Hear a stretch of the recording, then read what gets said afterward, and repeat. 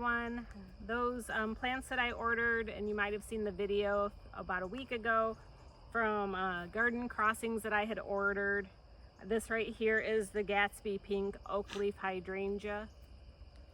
And I hadn't gotten to planting these yet because I decided to work on a project in my storage room. It had gotten kind of out of control, so I decided to reorganize my storage room over the weekend, and that ended up being a full weekend project. I'm sure many of you know how that goes. So anyway, I'm finally now getting to planting the 4 plants that I ordered from Garden Crossings today, and it is the first week of October, and it's 81 degrees. If you look around behind us, Jose, you can see our leaves are starting to change and they're starting to fall on the ground. Absolutely gorgeous day today, and it's been beautiful all week. And we've had an extended warm fall so far, and so we're supposed to have some nice weather up until I think the first week of November. So I'm trying to get these in the ground before we have a hard frost. So I'm going to go ahead and get these in the ground. I decided to put this large Gatsby pink that gets 6 to 8 feet tall and wide behind the wedding garden and create a little pathway through here. It's probably going to take a couple years for this to get big, but all I have is time, so it's not a problem at all to wait a few years for this to get large enough to create that pathway right here. So I'm going to go ahead and put this in the ground right here, and this is the 4-inch pot. Super simple to plant. That's why I like these smaller plants. It's literally, after you get the grass up, just one little shovel full, 1.5. Just pop that out. I'm not going to put any fertilizer in with this. I'm just going to put it in the ground, and looks like it's not packed in or anything, so just going to put it in here, get it in the ground.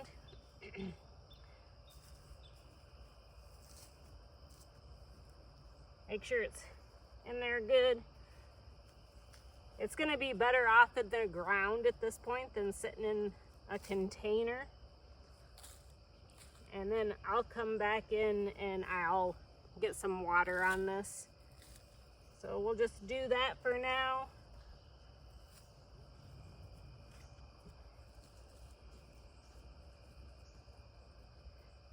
There we go.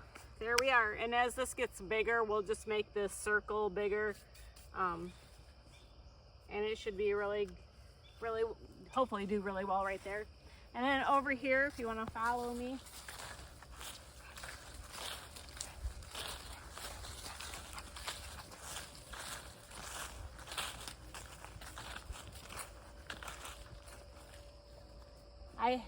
I had mentioned in my last video that I had a couple castle spires that I picked up at Lowe's.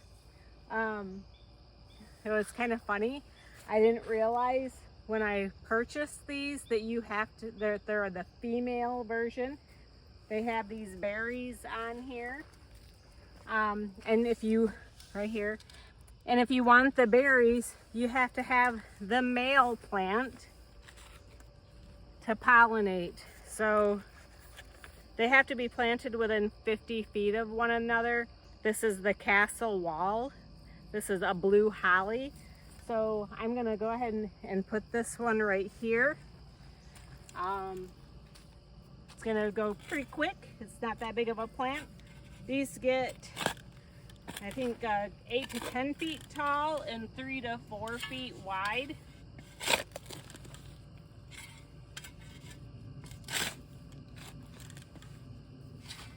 I'm just gonna dig that up.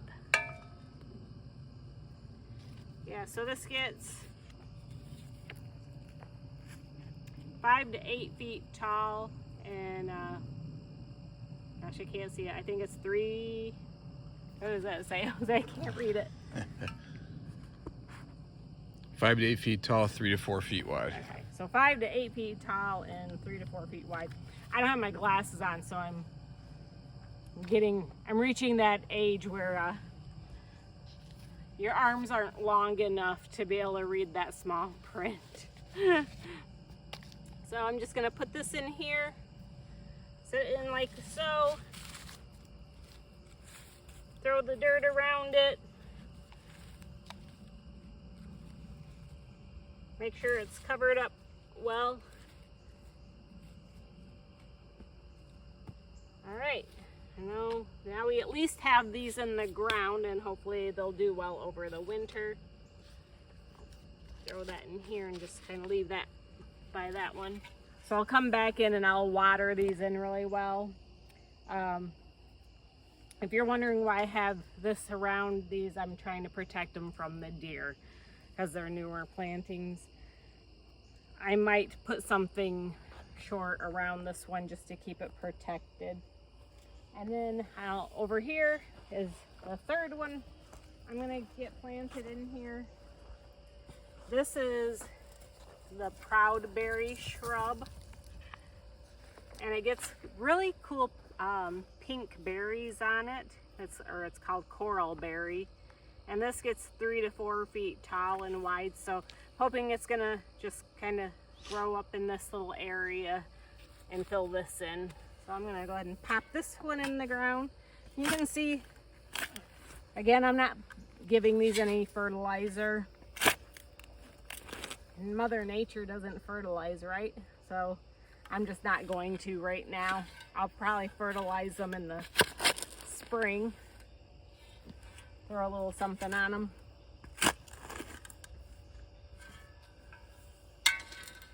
I'll just throw this coral berry in the ground right here. Again, I'll come back in and put some water on it and water it in. We've had some really warm days, so they're definitely going to need some water.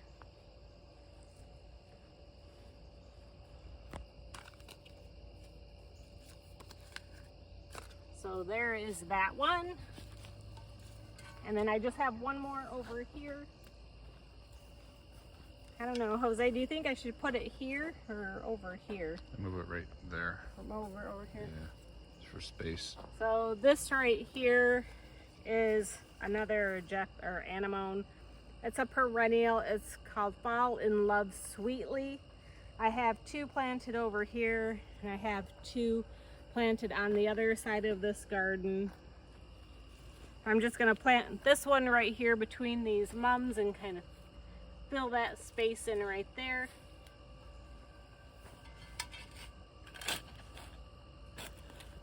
Get these put in the ground. Are you guys planting still where you live? I start to get sad this time of year because my planting season is coming to an end. And during the winter, when there's snow on the ground, I'm always gazing out my window, waiting for spring, counting down the months until I can get back outside and start working in my garden. Come like, I don't know, January, February, I'm getting pretty antsy to get out in the garden, but I have to wait. So usually in March we start having some pretty nice days. This looks really good. I noticed when I planted this before, like how it sprouts up. It's really kind of, look, you can see it right here. It's really neat how it grows. Anyway, I'm gonna put this in the ground, get it all covered up and cozy, and some dirt around it.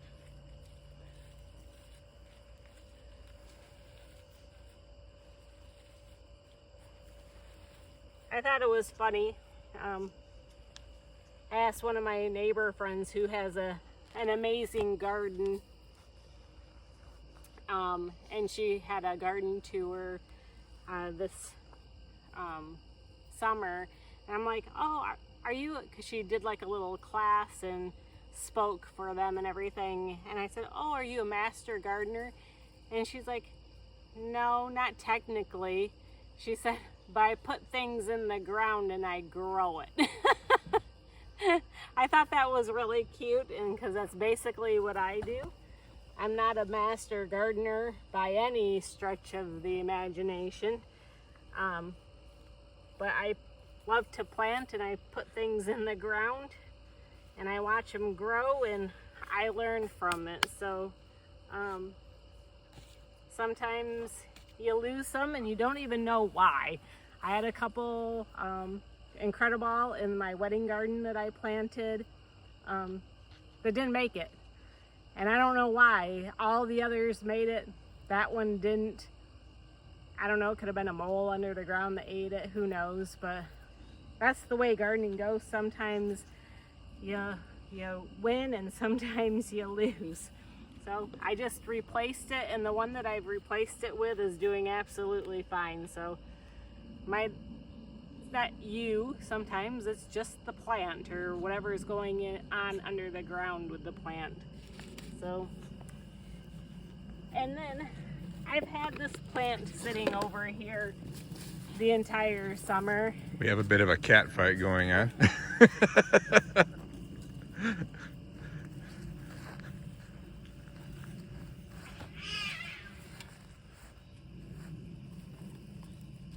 We got our cat's wrestling over there. And now the dog's chasing the cat. Anyway, this thing has been out here all summer. I feel horrible. I have not gotten this in the ground yet. No animals were harmed in the filming of this video. So while I'm out here, I'm going to go ahead and get this. It's the Midnight Masquerade Perennial. And I can't read what that says under the perennial. Full sun, 36 to 40 inches. No, above the, what's it called? The Penstemon. Yeah, the penstemon. Couldn't remember what it was. Yeah, penstemon, the Midnight Masquerade. I'm going to put this over here. I have one planted on the other side of this lilac tree that I have planted in here. I'm just going to throw this in the ground really quick. It's a little bit bigger, so it's going to take a couple more scoops than the other ones.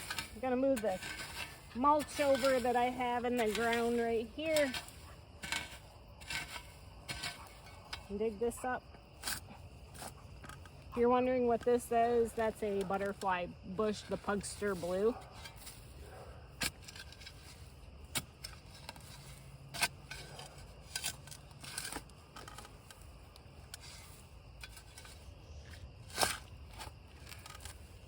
You want to dig your hole a little bit bigger than the pot size. Give the roots some space to spread out and grow. All right. This thing is going to be thanking me that I'm finally putting it in the ground. Hopefully it survives, because I should have planted this. It's been in this pot all summer.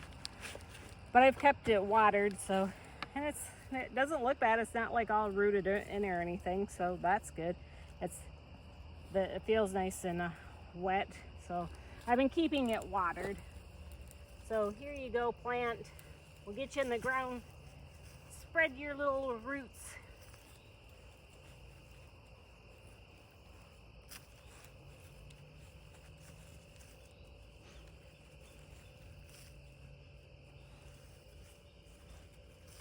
Put this all in here. I have lavender in here also that I need to cut back. And I might actually move this lavender because I didn't cut it back when I first got it. The first year or two. I think this is the second year in here. And I didn't cut it back, and then it gets kind of woody. So I'm not sure if I'm going to cut it back and leave it, or if I'm just going to take these out. See the difference? This is a new planting, and I'm going to cut this one back and it'll look fine, but yeah, these don't look that great. Again, it's plant, learn, and read, and watch other people and get advice from other people too.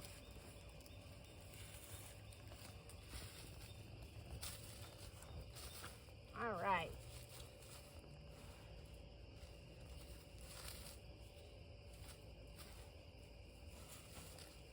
So I'm hoping these are gonna have enough time to be in the ground to get their roots settled in, and they'll be okay. But that's all I have for tonight. Finally got those in the ground. I'm gonna go ahead and get my hose and get them watered. Thanks for watching Heather's Michigan Garden, and I hope you're still able to plant some things before it gets cold in your area. Thanks, bye.